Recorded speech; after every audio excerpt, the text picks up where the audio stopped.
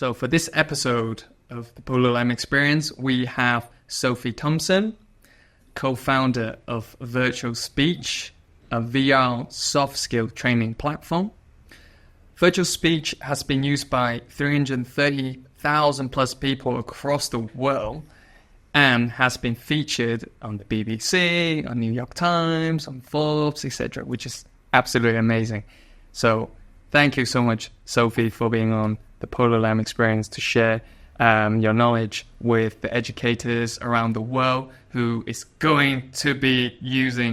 all going to be using virtual speech for the training, hopefully, because it's absolutely amazing what you have built.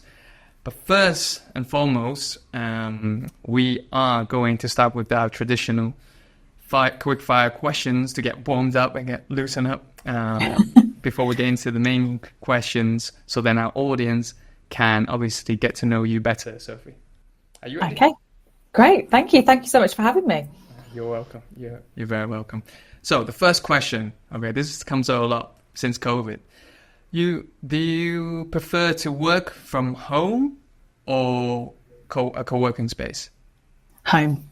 Oh, you're a home person. Yeah, definitely. We worked remotely before COVID. So then when COVID hit and everybody was adjusting, I was like, I've been through that. And now I think I would get really tired if I went to an office every day. So this is still, okay, because you told me that your co-founder is in Madrid, right? Is that? Yeah. So the whole team works remotely from home. That's amazing. What has been the main advantage, apart from obviously the traffic, for you? So it's getting the time back, I would say, is the main thing. And then from a business perspective, it's being able to hire people from anywhere in the country, rather than being like glued within a 20-mile radius of a central location. 100%. That's a huge advantage for talents, and talents are everywhere, right? They could be in India, Hong Kong, Japan, South America, wherever. So yeah, exactly. That's a great point. Second question. Do you prefer to have a personal chef or a personal assistant?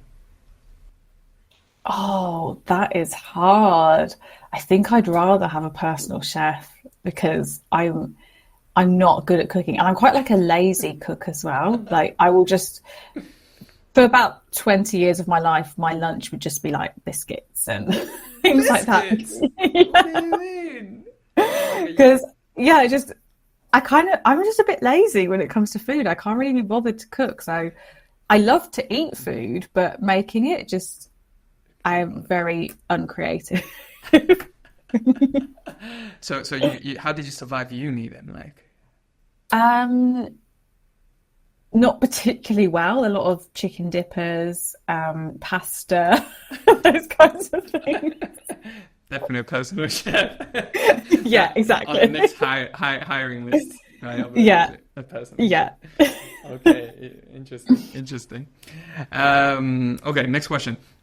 Do you prefer socializing in small groups or large gatherings? What are you like? Are you a small group person or like party and 100 people? So I am a massive introvert. So like big groups of people or doing that very frequently does tire me out. But I think I've become quite good at presenting as an extrovert.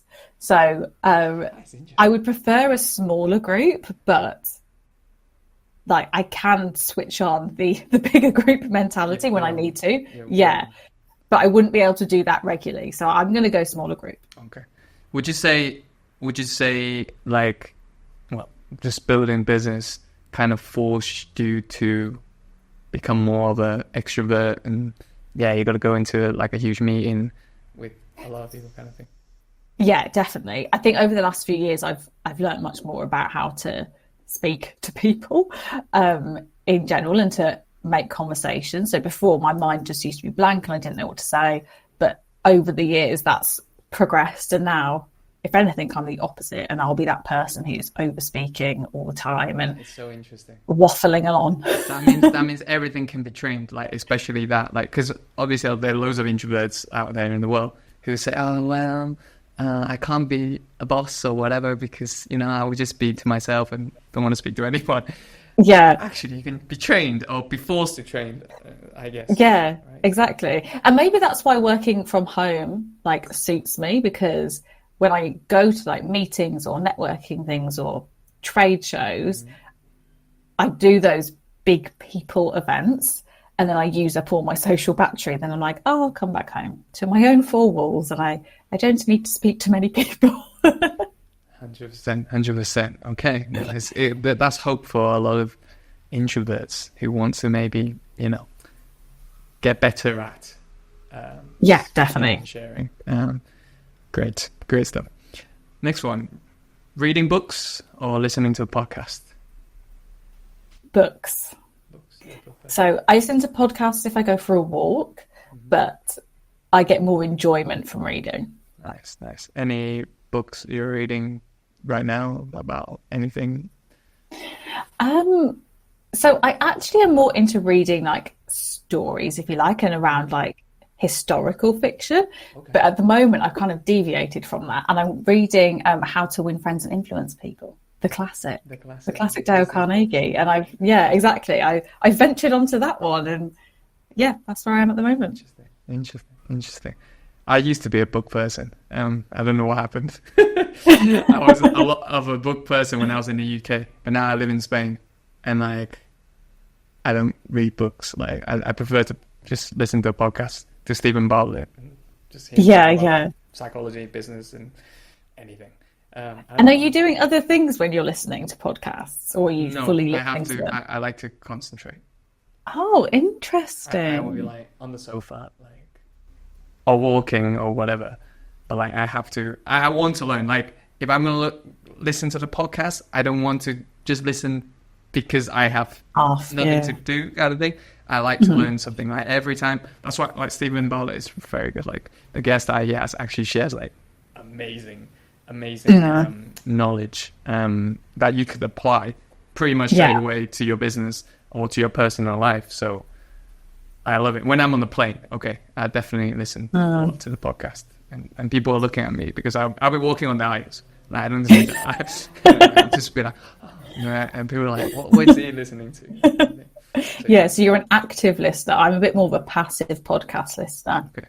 Like just you want to listen to white noise.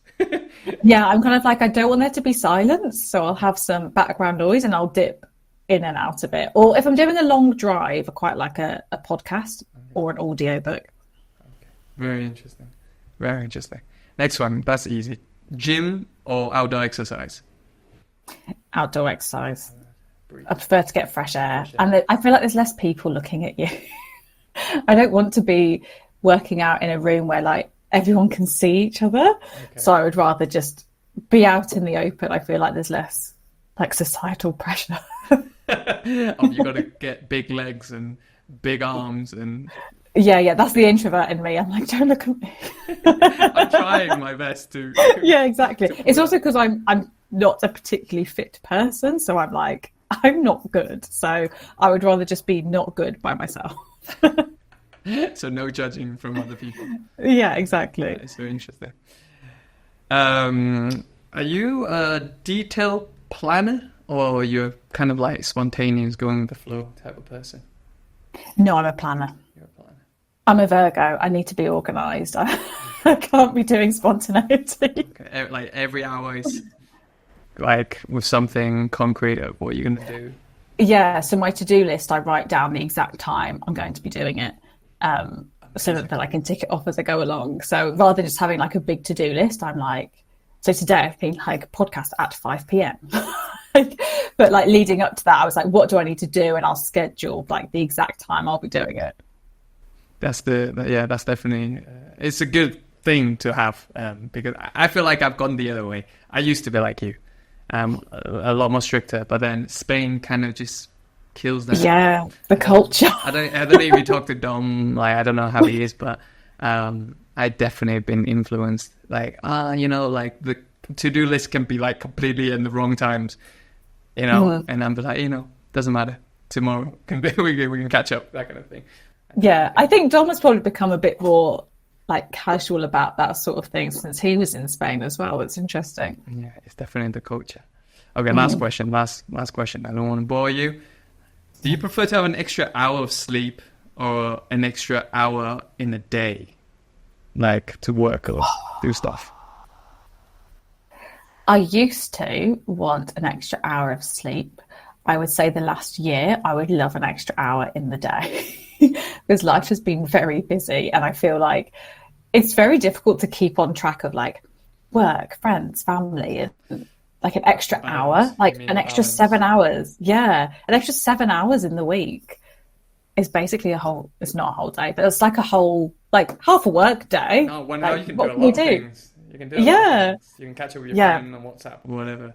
Do a video call with your parents, right? So maybe I'd actually make lunch. You'll go on YouTube and be like, Jamie Oliver. What should I do? That's a joke. Okay, all right. Yeah, nah, you're a busy woman for sure. What would you do? What would I do? I would probably have an extra hour of sleep. Sleep is great. I love sleep. I love sleep. Sometimes at the weekend, my boyfriend thinks I'm a bit weird. Sometimes at the weekend, if I've got a few hours, like just a free time, I'll like either work or I'll be like, oh, I'm going to treat myself to a nap. You do naps. Like, because I like genuinely enjoy sleep. It's strange, but you need to come to Spain. Siesta every day. Yes, but like in the UK, I'd never used to take naps. Like do you actually take naps now as well? Yeah, like it's a cultural influence. I'm telling you, like in the UK, I remember at uni, for example, I wake up at 6:30 to get to my first lecture because I went to uni Kent, but I was on like a satellite campus, so I had to like travel to get to my first lecture. I'll do all that and then get back to the main campus, go to the gym at like 5 and do homework, whatever, until whenever I had to. And I don't remember taking even once a nap. Not even once. Not at uni, not at school. And then as soon as I came here, and it's just everything changed. Like, I have to. Like, it gets to 2-3 p.m. and I'm like, oh my God, like, my brain is switching off. It's switching off. Like, yeah. But things happen later in Spain, don't they? Like, you have dinner later. Like, what time do you have dinner? Sometimes at 10, so it's crazy. That's bedtime. Yeah. You guys definitely sleep a lot earlier, of course. But yeah, I'm used to it now. Like, so yeah, it's probably because I sleep later. So I wake up and then I have to work and then I get tired quicker. And then you have to power naps though. So I've trained myself 30 minutes, 20 minutes, 30 minutes max, and then wake up and start again. The sweet spot. Yeah. Exactly. Yeah. Because if you sleep for like longer than I would say an hour, it's not a nap, it's a sleep. And you will wake up groggy. Exactly. There's scientific, data around that. Because you enter, I don't know which phase it is exactly, a phase of sleep where you are deep sleeping, and that's not good. Like, you wake up and your body is not activated, right? So that's why they say 20 minutes, even 15, to just not get too deep into the sleep and you can snap back out of it. So yeah, definitely study of science. That's another podcast. Anyway, interesting. We're both sleepy people. All right, let's get into the main conversation, so that our audience can obviously understand why they're even listening to us right now, if they're on the walk, on the plane, wherever. I really want everyone to know about virtual speech because it's amazing. Not just as an idea, but also the execution part of the project. I don't know how you started. Nothing. I have no idea. I've just met you, Sophie. So all the questions I'm asking, I'm sure the listeners are going to be thinking the same. First and foremost, though, who is Sophie Thompson? What is her dream right now? So in terms of what is my dream, so a couple of years ago, so the story's going to start off a bit morbid, but bear with me. That's fine. No, go for it. A couple of years ago, my granddad passed away, and I feel like I had, not an epiphany, that's too strong a word, but I had a realization as he was passing away, and it was during COVID, so like only like a couple of people could be there. And it was this idea of leaving a legacy, because when he passed away, and my other grandparents had already passed away before, so I'd never experienced like death really. When he passed away, I had this real sense of like he was an incredible person, and there's elements of his personality that say passed down to my mum and my uncles. So they are who they are partly because of him. And then I'm partly who I am because of my mum, which comes from him, and likewise with my cousins. So, and I think that actually does link with what we do in business as well. It's this idea of leaving a legacy and some kind of positive impact, whether that's like very small, like just like family, friends, colleagues, or if that's on a larger scale, or even just like one corner of the world. And maybe my corner is like with virtual speech, maybe it's not, but hopefully it is.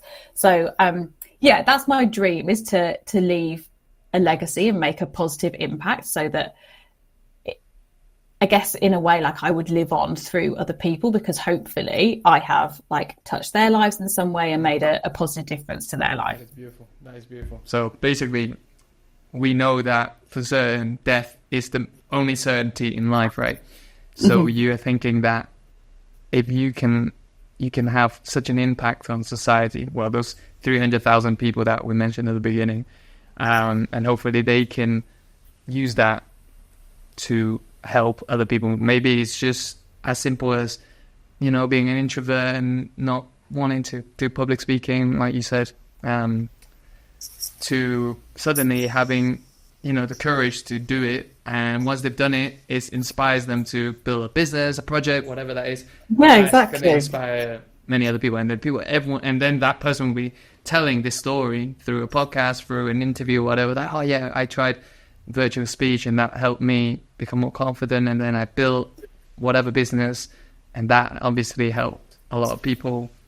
Yeah, like a ripple effect. And then, well, when you're, I don't know, 100 years old, you're like, wow, like I did that. Yeah, hopefully. So that's where I hope to be in, 70 years. I think you're already doing it. I hope so. We do get some nice stories sometimes that people have told us of various impacts, and I love getting them. So, for example, somebody contacted us saying that the job interview simulator had helped them to land a job at a United Nations agency. And I'm like, oh, that's so cool. Like, and then somebody else who contacted us who had a stroke, and it damaged their vocal cords. And it meant that their career, where they were a professor and they'd spoken around the world for 20, 30 years, like they basically couldn't do that. And then they went back to work and like had an incident which like crippled their confidence, and they were using virtual speech to build their confidence back up so that they could go back to work and doing what they loved. And not many people will contact us directly to tell us those stories, but I love it when they do, because it's so easy. I mean, especially remote working, where I'm just in like the room by myself, and likewise with the rest of the team, it's so easy for us to forget that there's real people using this. So yeah, I love to hear stuff like that. Maybe you guys got to think of a system that can encourage people to come up and speak about it. Yeah, I guess you guys already have there's like a webinar that you're doing with on LinkedIn, right? For the company. I guess that's sort of it, or no? So to be fair, our last one was with somebody called Leon Lloyd, and he's an ex professional rugby player, and he used virtual speech to help him prepare for his TEDx talk. So he was one of our guests, because he runs a speech company as well, but he'd used virtual speech to help with his TEDx talk, and then he was now using it in his company. So again, hopefully that then has that ripple effect, and hopefully we hear about it. Otherwise we'll never know. Okay, you know how like schools, that I just flash came to my mind. You know how schools have alumni, university usually. Well, it's the same thing. Then you have alumni virtual speech, and then somehow you need to not track, maybe track and like kind of hold them together into some kind of platform, WhatsApp community, whatever that is. Yeah. Make sure you have those contacts there. and you can create some kind of event or something. Yeah, I literally, as you were speaking, I was like, I need to write this down. This is a great idea. Yeah. Like an virtual alumni network. Yeah. Where today you might have to work on like Zoom and stuff, but then further down the line, maybe you have your own metaverse virtual speech, which you can already do actually pretty much for free. And there are loads of platforms, and then you have a gathering of people sharing how virtual speech has impacted their lives and what. And maybe you do some awards or ceremony that celebrates their success. That's such a good idea. I think that'd be really good for like everyone on the team as well to see that, because I think especially say like the dev team, that at least like say I'm like client facing, so I see people's reactions, I hear like what they think of it.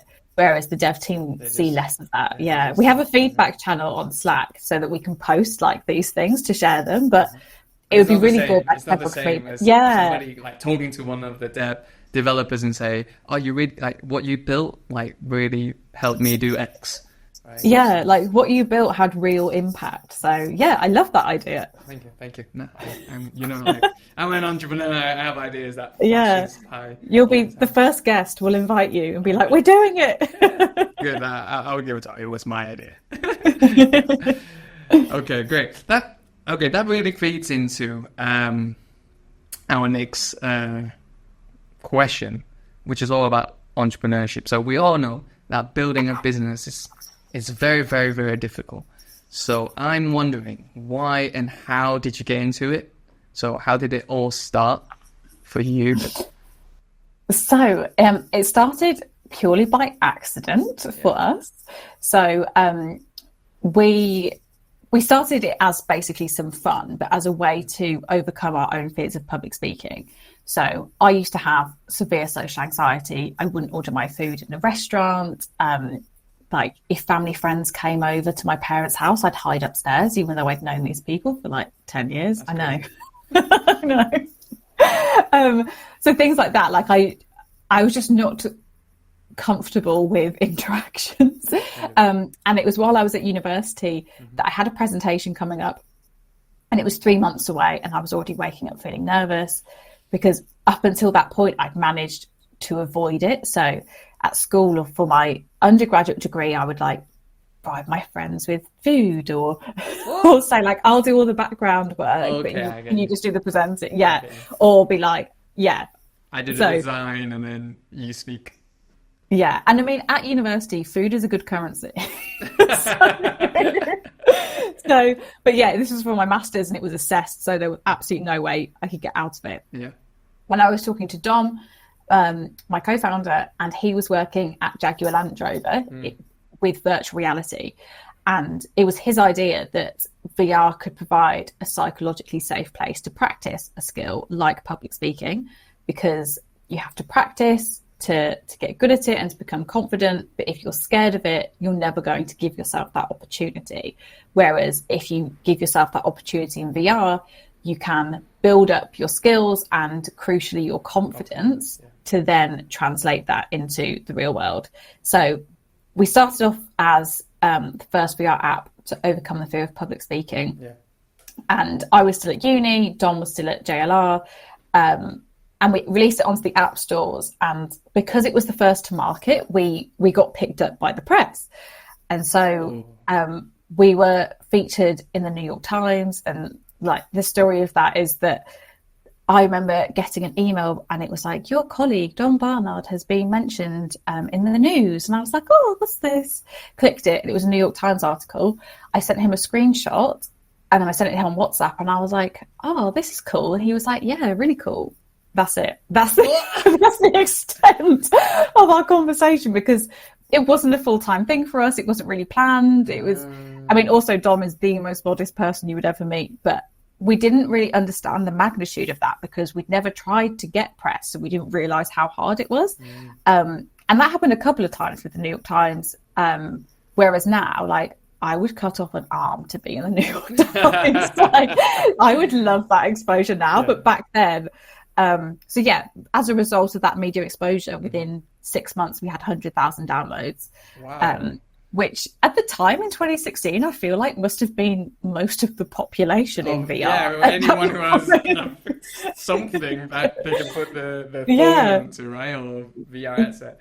Yeah, exactly. Exactly. Like, so that's when we'd started getting App Store reviews saying how, like I remember a pivotal one was somebody saying that this has helped my child with their autism. So actually that's a really good way to link back to legacy, because whoever that person was, you've got to find them. was like key in us being like, you know what, this could help a lot of people.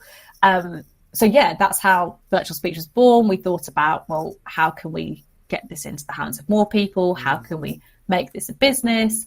So yeah, that's how it started. It was not intentional. In fact, my undergraduate degree was in theology and religion. So absolutely nothing to do with tech, business. Yeah. That had, and your master's? That was international business. Okay. That is so interesting. How did you even build the app though? Like, that was Dom. He knows how to develop. Like, he's a developer. Yeah. So Dom's a developer. So he's self-taught, and that's what he was doing at JLR. And actually, I say the first version, there's still a couple of rooms in the app that are from the first version where we basically green screened and filmed people. So in a couple of the rooms, and if you've ever tried it, you would have been in, there's a purple conference room. The people in the audience are basically our friends in 2016. No way. And like, in fact, we're in there as well. So at one point, people refer to like, oh, the man at the front who's sipping his tea, and I'm like, that's Dom. You mean like the avatars that are on the boardroom, in the boardroom? So we have two different types of audiences. One is avatars, and obviously they can be more interactive. You mean there's a version that's with the real person? Yeah, and then I think there's only two, maybe even only one environment left now, which is we just like 360 film people and put them in the audience. So yeah, that's interesting. That's interesting because, well, back in the days, I think Avatar was not easy to make, probably. Yeah. So you had to get you inside the conference room. Yeah, and we just set up a green screen in a bedroom and just asked our friends to come over that day. And we filmed them. And for example, when we were in the New York Times, I like since said to one of my friends, like, oh, did you know there's a picture of you in the New York Times from when you're within the app? So yeah, that's a fun fact. That's a really funny story. Like, it's the epitome of being an entrepreneur. You just like find whatever resources you have and scrappy, just, like, extracting exactly and throwing it in and see if it works. And it obviously did.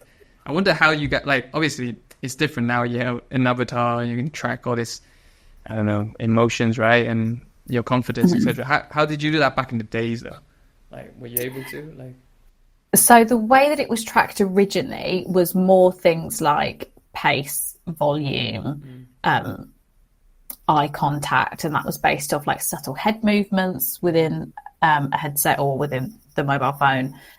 So it was more based on the delivery rather than anything around the content. So we couldn't tell you like the structure of your presentation, or if you came across as empathetic or argumentative or whatever. It was more based on like filler words was a big one. So how many ums and ahs you're saying. Yeah, filler words. Still very high level, like coding development.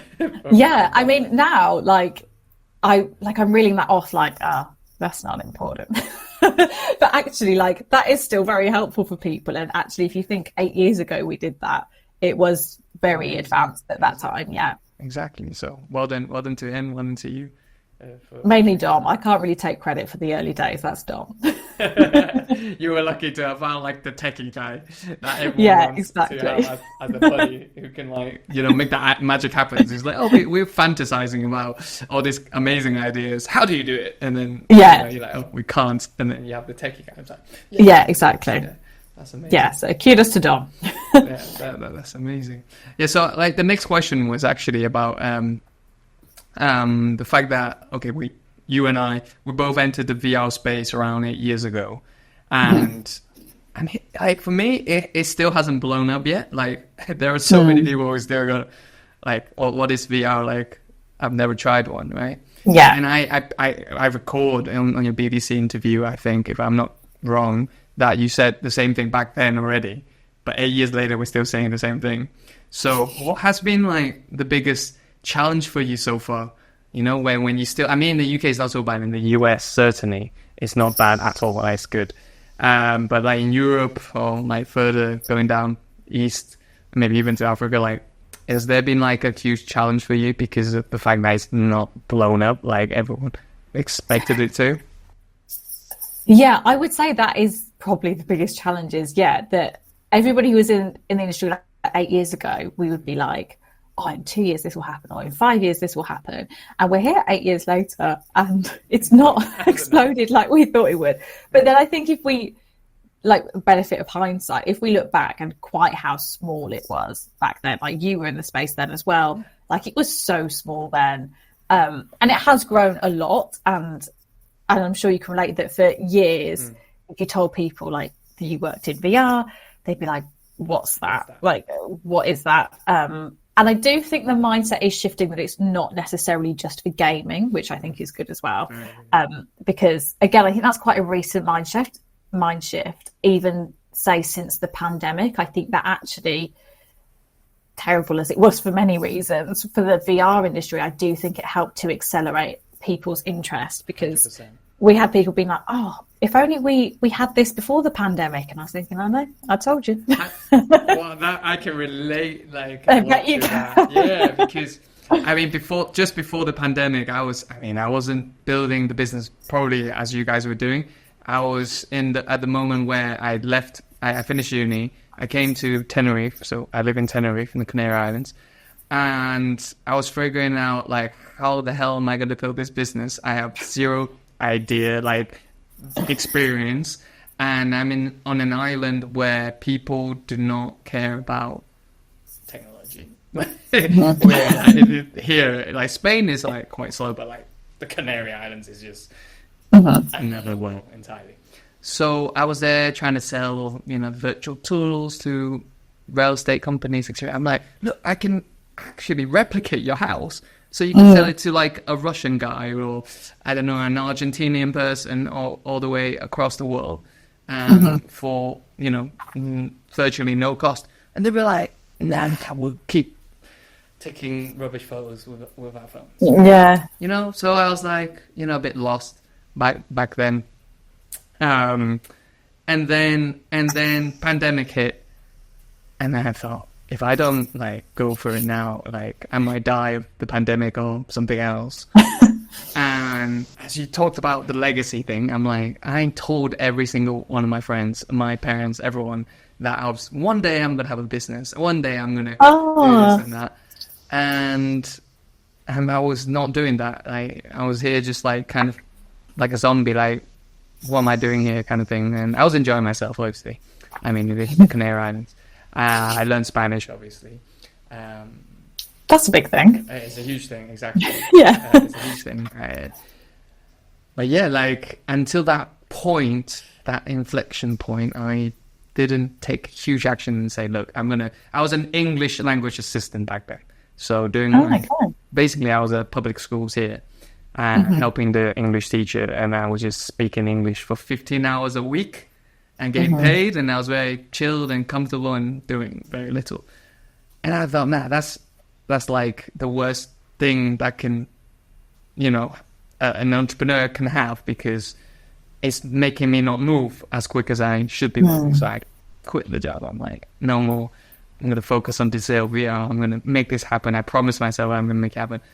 And then, as you said, the schools, so when we're talking about schools, education sector, they suddenly had absolutely no way of showing the school. So they thought, we need virtual tools, we need this, we need that. And I said, yeah, you should have had that ages ago. Why didn't you have it? That kind of thing. So I can completely relate to your story. But yeah, as you say though, like, it is growing bit by bit, gradually. That's how people ask me the same question. That's why I'm asking you how you and I tell them, well, it's still growing. I mean, Apple is still spending its billions on making a Vision Pro that nobody's going to buy apart from the original. So something's happening, and Suttonberg is going for it. So Yeah. as long as they go doing it, I feel like it has to happen. Like it's what you got. It's a natural journey. I feel towards the future of media. Yes, definitely. I would prefer to have this podcast right now, in VR, probably with you there, sitting there and being able to record the whole conversation, and I would have a like really realistic looking avatar of you and me. That would be so much more fun than a Zoom call. Yeah. So Then this 2D. Yeah. I thought Apple, the way that they launched the Vision Pro was so clever, the way that they framed it as like the next step after computers. Like, and I thought, oh, Meta really missed a trick there, because the way that Apple have framed it is such like well, obviously VR that I think people didn't realize before. And I think like with something like the iPhone, like it wasn't the first iPhone that went mainstream.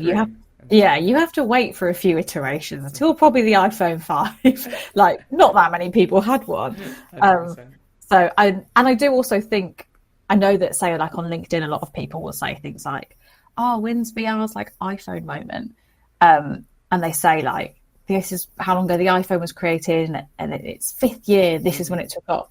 I do think VR is different to that, because the iPhone was a natural evolution from the phone. Like the phone. Messages got quicker. Like I think we had like our like Nokia phones, and then we had flip phones, and then we got Blackberries, and oh my gosh, BBM. Did you have one? Yeah, I did. Yeah, I was not following the trend. I was one of those kids that I was just like, why are they BBMing each other? Like why do they have all these cool phones? I'm still in my Nokia. Like, what you call it? Saving the number of characters from the message. I was not into the trend at all. Like, I mean, I didn't get an iPhone until quite late, to be fair. I loved my BlackBerry. I mean, I went to an all-girls school, so I had a lot of girl friends. Okay. So, like, after school, we'd all just be like, oh, BlackBerries, like, we can carry on talking. This is amazing. But I think that VR doesn't have that same, like, user habit. It's not as natural a transition, like being 2D to 3D. So I think it needs more time. And I think that time will come. And I think Apple's entry is a signal that time is near. But I think we all need to and not just Apple, out longer. NVIDIA as well with his chips. It's just, like with those powerful chips, that's what's lacking, right? The power to actually render all these 3D worlds simultaneously, real time, making it so realistic that you can barely distinguish reality from the VR world. Yeah, it has to come. I mean, the chips are they just getting better every month. AI and everything. So.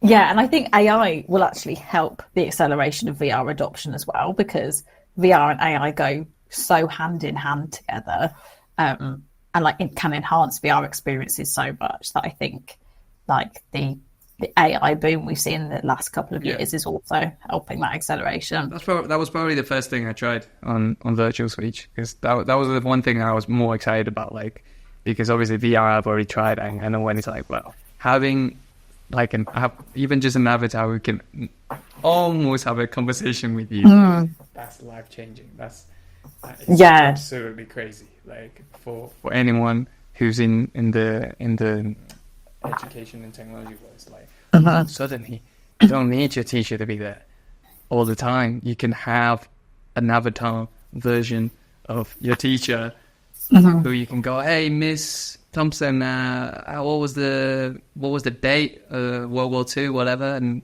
World War II was. You remember what we talked about in the lesson? And it'll be in an avatar. It won't be the teacher responding and WhatsApp. Nowadays, I think they use WhatsApp with the parents and whatever they have groups, right? So I thought that has to be like. Yeah, it can scale the teacher. It will save the teacher's time and give the educator, like the students, like more of an education. Exactly. So it's win-win. Exactly. Oh, it's 100% win-win. I want to dig further deeper in, since we're talking about AI, VR, and how it's the natural next step, right? I want to dig deeper into, probably talk about virtual speech. As we already mentioned, that with this combination of AI, I would say virtual speech is like AI, VR, and data analytics. So the first step that Dom developed at the beginning. For me, that's the dream of education. They like to analyze everything, grade everything, right? So at least that's a dream for education. And I've tried the free version, as I told you, and I've shown it to a few teachers around the block. And they're not like they're Spanish teachers here. And they loved it. They thought, wow, this could be like absolutely wonderful, right? So tell me from your perspective, as you're the co-founder, how is virtual speech helping currently students and teachers alike to develop their education or the curriculum or whatever, anything to do with education? I want to know more about how you guys are doing that. Yeah, so we focus on communication skills.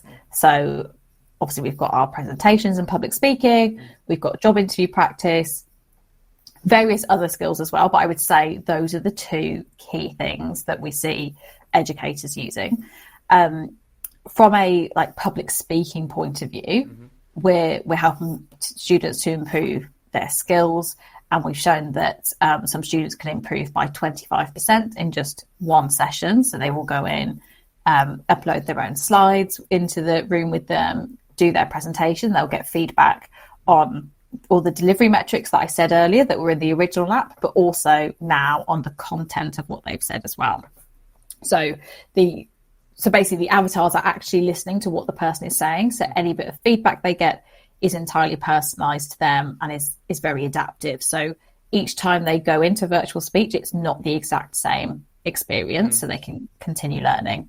Something else with the presentations that we can do now, we have AI in there as well, is that the avatars will put their hands up and ask you questions based on your presentation. Yeah. So you can choose to ignore them if you'd rather not, but that's such a cool feature. Like a politician, I'm not going to answer that question. Yeah, we actually have a media training like modules, and one of them is a press conference, and it is somebody like delivering like a statement, and there's paparazzi around them, not paparazzi, journalists, sorry. There's serious journalists around them asking them questions based on the exact statement that individual has given. So there's the element of improving skills for presentations, and then there's also around skills for job interviews.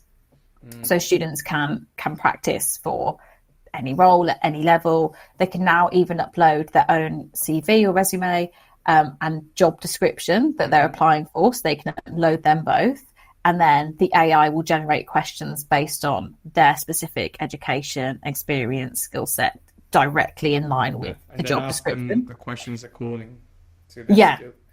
Wow. So it's such a realistic way for them to practice. So that's all focused on skills, but I would say like 50% of what we do is about skills and 50% of what we do is about confidence, because you can have all the knowledge in the world, but if you don't have the confidence to actually share that knowledge or show you've got the knowledge or deliver it, then it's not really very applicable to your life. Like you can't just keep it in your head. You need to actually be able to act it out. Yeah. So the VR aspect can also help them to improve their confidence. And part of that is because their skills will improve.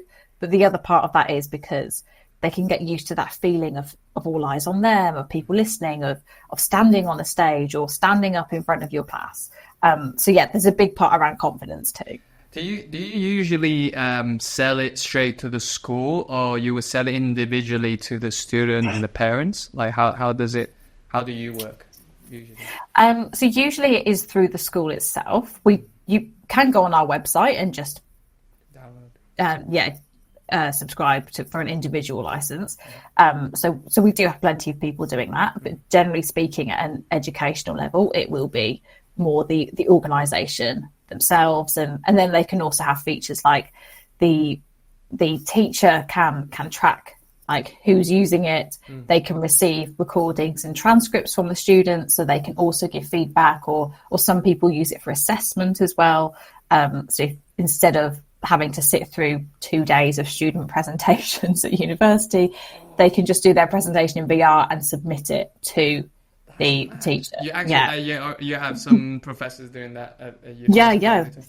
Okay, that's very clever. I mean, clever, so then they don't have to work as hard, I guess. Yeah. Well, what we would always say is that don't use our AI feedback as standalone. Like, so they can have they do have access to the AI feedback, but the idea is that the feedback is more for the students to help them improve and to deliver their best presentation, to submit that.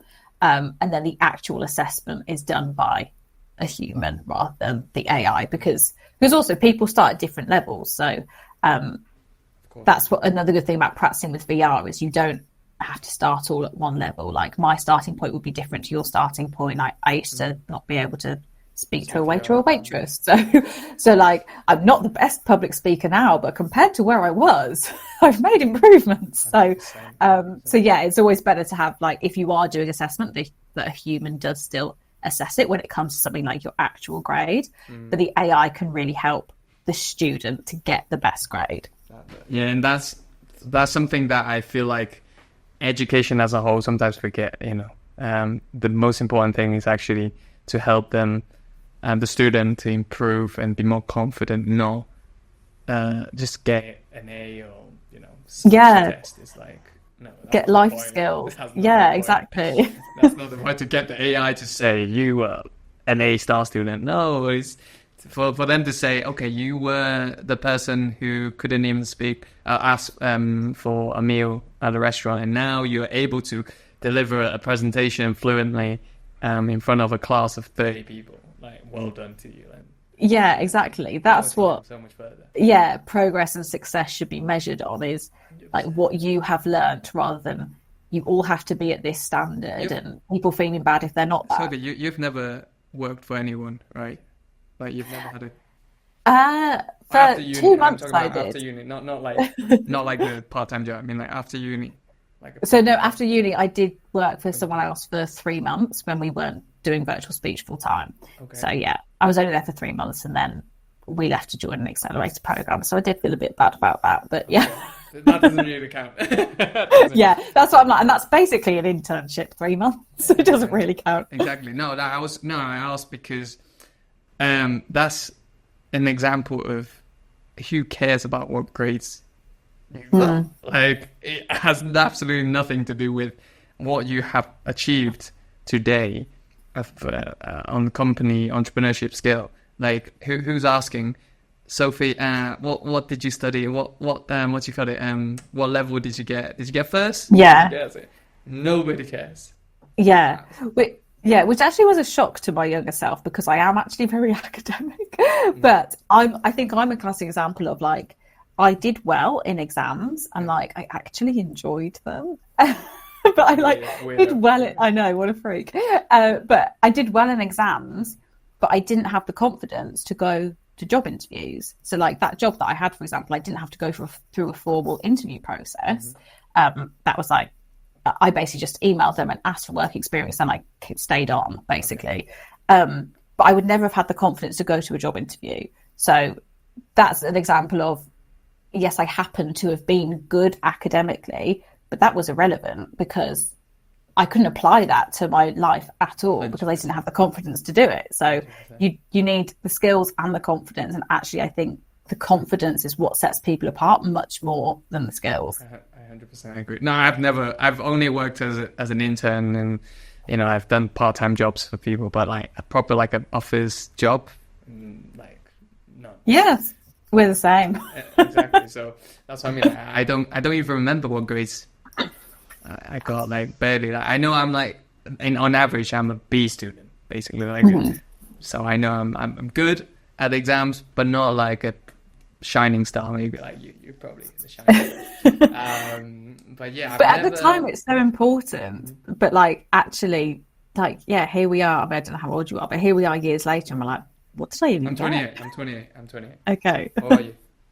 30. 30, yeah, a bit older. So yeah, when you were talking about like phones and stuff, I was thinking, would he have even had a Nokia phone? Oh, Has he even seen one? He's so young. No. I have. I feel like we were brought up in the perfect kind of era of, you know, having the old stuff and then coming onto this social media crazy technological world. So we knew what it was like when there was nothing. Like it was just people actually talk to each other and played in the park kind of thing. And now, you just see TikTok. Yeah. Which is I would. Yeah, I would hate to be a teenager right now for various reasons, but yeah, I don't think I could handle like the pressures of social media and like at school it was almost like you would just have fun with your friends because it was fun, not because you all needed to look like you were ready for a picture or video at any given moment. Like that just sounds so stressful. 100%. No, 100%. And like even talking about that, like. So, like, virtual speech really has a solution to fill that gap because we know this is a worldwide thing. That in almost every school they face the same problem where, the kids they don't know how to socialize, they don't know how to talk to each other. Even extroverts. We're not even talking about introverts, extroverts. Like just kids in general. Everyone, you speak to them, and you think, like, how are you like you're supposed to be? I don't know, like you. Great at exams and whatever, but then they are unable to have a normal conversation or ask questions. They're afraid of asking questions. I'm like, what has how has education shaped you to this point where you're not able to even just like come up to a stranger and say, hey, can I have, or can you please help me with this? Zero is like, no, like I'm not talking to him, like that kind of thing. And like they don't pick up the phone or anything. I saw a study. Was it BBC? I probably saw it. I think I saw this at the weekend. Yeah, that they like kids. What Gen Z? I don't know what generation. Yeah, it was Gen Z and millennials was the article that I saw. They're not picking up the phone. Yeah, they're hanging up. Yeah, so like they're spending more time than ever on their phones, but it's all typing. It's not speaking. So we need to have a solution that means that we can all continue to socially interact, and that's what the whole of society is built on, is people and people being able to speak to each other, tell stories to each other. Like if you go right back to the start of like humans, a lot of that is around like storytelling and partly why we evolved so much compared to other species. That's how we shared information. And inspired each other to take steps. Which is, well, I mean, I guess they're still receiving that information just in a different way. But it's true that there's nothing like a person-to-person inspiration. Like, oh, wow, Sophie really inspired me in that speech. Or my friend who went up on stage and talked and amazing. It's like, oh, wow. It has, it's such a bigger impact. Exactly. Like, you cannot watch a TikTok video and say, oh wow, like it's just not the same. Yeah, when it's one TikTok video amongst 50 that you're going to watch in that next 10 minutes. All about presentation. How do you guys do marketing? Just random question. We do actually have a TikTok page. I don't know how active we are on there anymore, but we have very much like personified one of the key avatars. So the original like generative AI one. The dev team called Human, as in human. So we have our first two avatars were Human and Rob Otto, as in robot. And then our creativity ran out. But for example, on TikTok, we like personify Hugh a lot. And on LinkedIn, he's got his own LinkedIn page. Yeah. But aside from those two, we are a bit more like serious on there. Not stuffy, but, you know, we're not. But look at Duolingo, that's what they do. Like they don't have a human face. They just have that. Is a bird or something? I can't remember. Oh yeah, he's called something as well, isn't he? He's probably just called Duo or something. Exactly, and it's it works. So yeah, and like people seem to think like now you have to have a human face. No, like you can have an avatar if it represents the company. Why not? Like yeah, like people who use virtual speech are familiar with him, so why not use him more like as our brand as well? Like a brand is so much more than say like just your logo or like your promo video or anything, and Hugh is now part of our brand. Nice. I do have a last question. It's probably the easiest question for you. What is your next objective right now for you personally and probably for virtual speech? Like, what are you guys looking to achieve? In the medium term. So in the short term, so we've just released our like mixed reality version. So now Hugh can sit in your office or your classroom. Yeah. So Hugh can sit there and you can have a conversation with Hugh through the generative AI. Or similarly for something like a job interview, you can have him do an interview in front of you in your own room.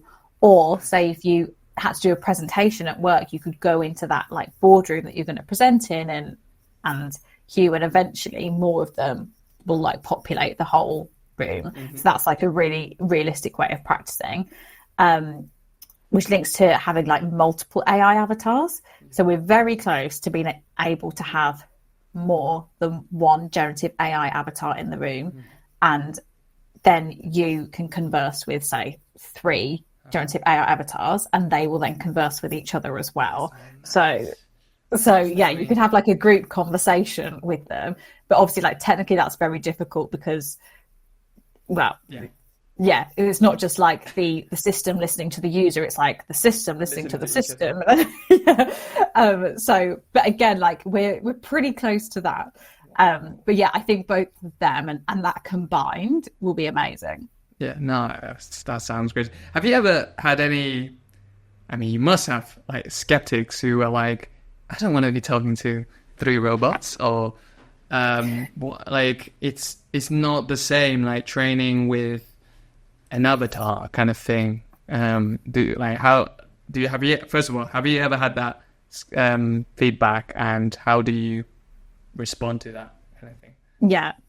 I mean, we definitely have had that feedback from people like over the years, and like sometimes like VR or AI just isn't right for everyone, and that's okay. Yep. And I think something else that I would tend to say to them is that, well, if it's not for you, it's not for you, and that's fine. Like you don't have to use it.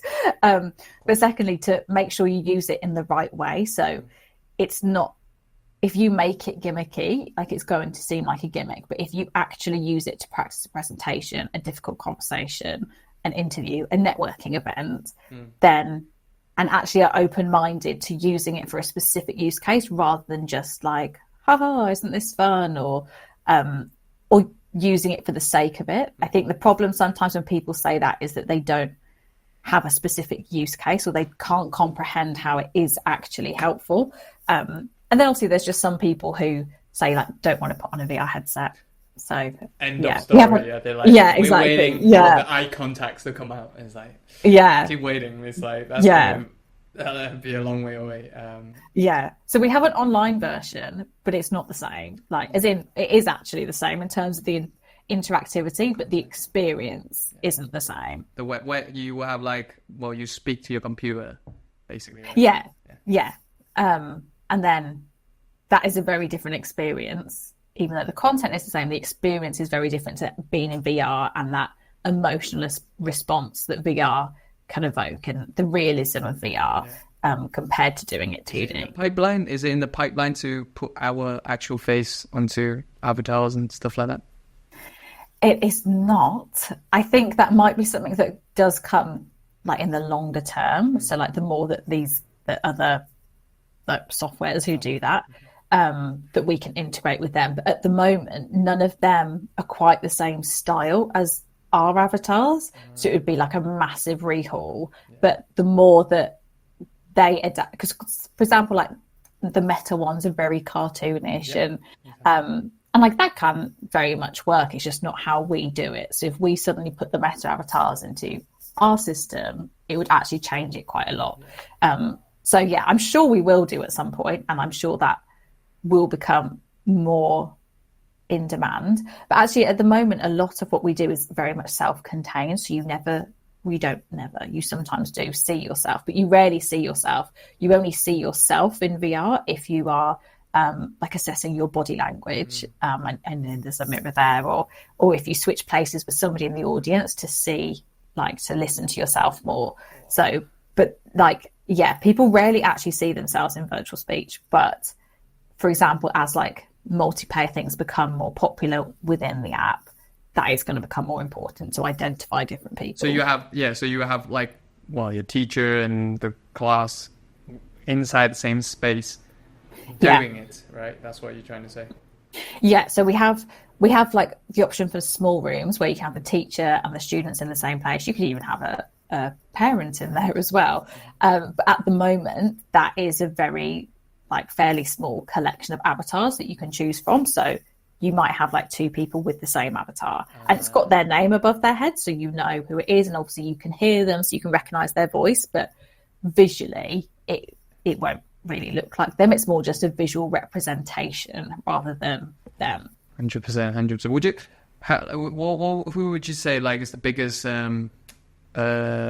user group for you? Is it like businesses or more education guys or individuals who are hoping to improve? Education, I would say. So yeah, in terms of volume of users, it's education. Like we work with IE Business School, for example, in Madrid, and they use it with like a couple of thousand of students every year now. And so whereas we don't tend to have that on the enterprise side of things, so we have by volume of institutions, we have a lot more higher education. So although we work with enterprise as well, we, like, for example, we've worked with over 250 universities, partly because it's preparing students for the workplace. Real well, yeah. Yeah, so that, like, going back to what we were saying earlier, so that they have those transferable skills. We're not just teaching them to pass exams, we're teaching them how to actually enter the world, enter the workplace, and succeed in the workplace. Amazing. Let's see if like maybe in the long run I can obviously introduce.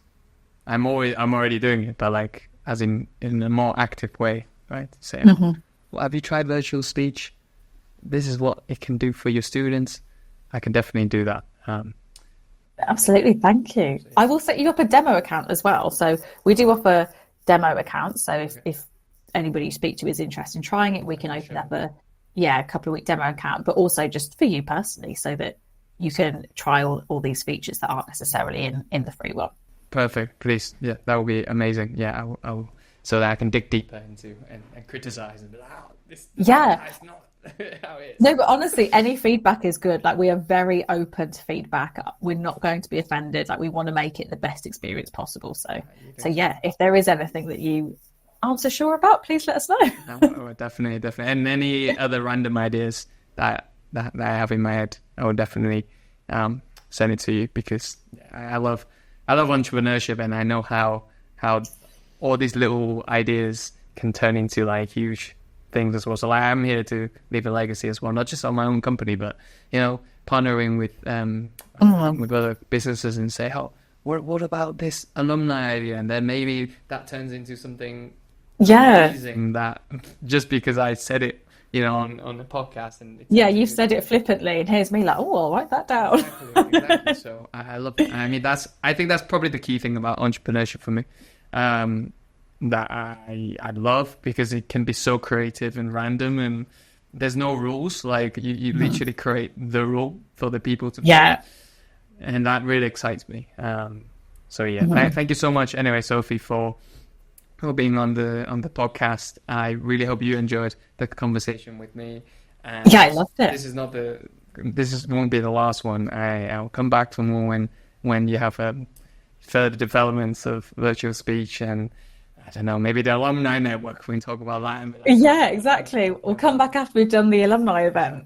Exactly. So that will be amazing. So thank you so much for your time. I really appreciate it. And I know thank you so much for having me. Yeah, thank you so much for having me. I really appreciate it. I've really enjoyed the conversation. Thank you, Sophie. And maybe we'll meet each other in real life one day. Maybe. Yeah, maybe. Or at least in VR. At least in VR, exactly.